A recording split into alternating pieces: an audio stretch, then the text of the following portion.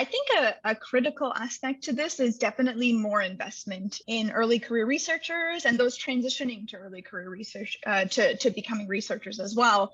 Especially strong investments early on really allows us to feel like what we're doing is exciting and is useful to the kind of Canadian scientific society. So I think strong investments early on in research careers is critical. And I would say that definitely more investment along kind of different aspects of the pipeline, both graduate student awards, postdoctoral awards.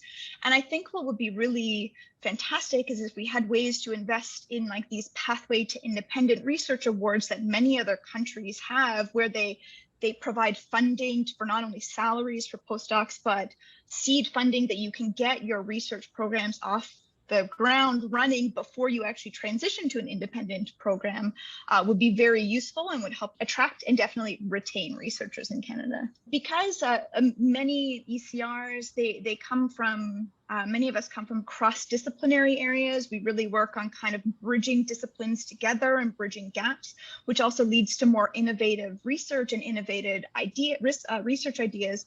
But this often can come across as risky to funding agencies, but this is where innovation happens, particularly in science and particularly in medicine. And so having that support where we get that opportunity to demonstrate that maybe it is risky, but it is something that is valuable and that will work, will help us build careers that can often be a bit of a bottleneck when we first start out. An example I can think of is, for a long time, mRNA technology was touted as not being able to be used as a therapeutic, and that is now what has essentially saved us early on from the pandemic. And so had that have maybe been invested in early on, maybe it would have become clear early on that it really was a risky technology, but something that was worthwhile investing in.